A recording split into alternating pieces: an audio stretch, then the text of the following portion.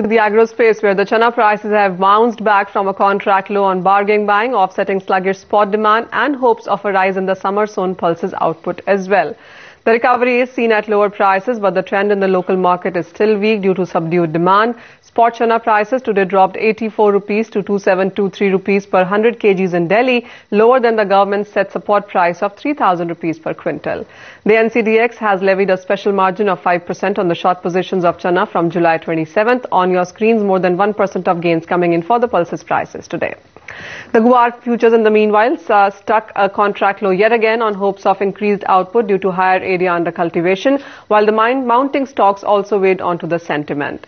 The sugar prices then have seen a bit of a gain up coming in, slight improvement in spot demand, though high carry forward stocks and a forecast of surplus production for a fourth straight year is capping too much of an upside in that space. The sugar industry has been estimating carry forward stocks of around 8 million tons for the next year. To the edible oil space, where you have seen oilseed and soy oil futures edge higher on concerns that the heavy rainfall in central India could damage the soybean crop, and as the overseas edible oil prices also rose amid weak rupee. The soybean area has risen, but the continuous rainfall in MP can damage the soybean crop, and that is the reason you have seen a rebound coming in for that one, more than 1% up on that too.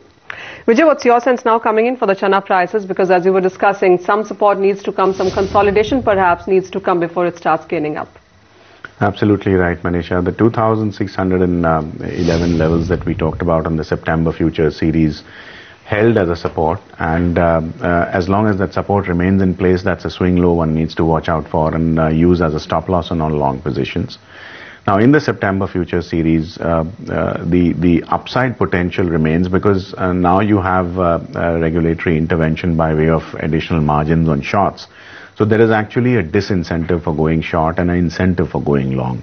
My guess is Chana prices will possibly edge higher, and the September futures, which has closed at 2,689 odd levels, should possibly attempt to go towards the 2,750, if not 2,775 levels.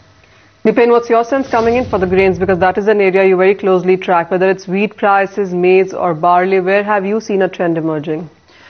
Specifically, wheat has not been performing as much. It's been in a narrow band. But maize has been an interesting story. We've seen almost profit booking in almost all the commodities coming in. But maize has been able to withstand all the pressure in terms of prices. And now as we expect, I dare say that we could expect an intermediate bottom in almost all the commodities in terms of spices or grains. And that is where we could expect maize to come up further in terms of prices, because it now commands a higher relative strength as compared to all the other commodities. Thus again, maize could be an excellent investment call for the next week to come. And what kind of upswing would you expect in the next week? In the next week, we could easily see something around 2.5% to 3% price rise in terms of maize prices.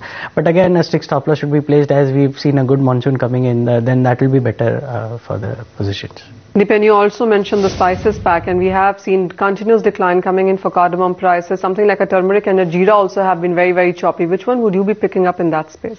Incidentally, none of the three commodities that you mentioned. Cardamom has been very volatile. We just seen upper circuits at 4% for the last week, and currently we are seeing lower circuits. 660 seems to be a very good support for cardamom prices, and we'll have to wait and watch whether those levels are actually held by the market. Then we could take a fresh view. Jeera has been in a very stiff band of 12,800 on the lower side and 13,900 on the higher side for the September contract, and until and unless there is a decisive breakout or a breakdown, no positions could actually be taken in terms of trading. And turmeric is also a wait and watch commodity as of now, because 6,000 seems to be a very strong resistance for it to be crossed on the higher side. Vijay, we were discussing about potato, and that really has been on an upswing. Another circuit coming in for today as well. How much of an upside would you expect in the markets tomorrow? Manisha, today's circuit up, I mean, it actually hit a second circuit in the September future series, was relatively weaker as compared to yesterday. Yesterday you saw under 100 lots being traded, and the market was locked up throughout the day. Today there was trading till the very last hour of trade, and the volumes have been fairly robust. I mean, close to 900 lots were traded. So my guess is there is supply coming in at higher levels. The closer it gets to the 720 mark in the September future series, the more I think there would be some amount of unwinding of longs which would cap gains. So give it another circuit up, and I think the rally could see a temporary loss in momentum on the upside, unless of course the shorts are really squeezed very hard, which I think should not be the case, because you've seen a continuous upper circuit being hit in this commodity for a couple of trading sessions, and the upside potential from now is probably another 3 to 5% at best. All right, let's also talk about the edible oil space, and today we have seen a gain of coming in for that one as well, Vijay. Soybean, soy oil, both of them are trading on the higher side. It's the rupee perhaps. It also has to do with the gain of coming in for the international markets. It's more to do with the rupee rather than any international gains, because you've had a very comfortable crop output in terms of corn, in terms of crude palm oil in Malaysia and Indonesia. Even assuming an excessive rainfall, I think stocks are very comfortable. So this is more of a short covering related rally triggered by a falling rupee. I think if the rupee was to stabilize from here, unwinding of long positions will again be triggered both on crude palm oil as well as soya oil.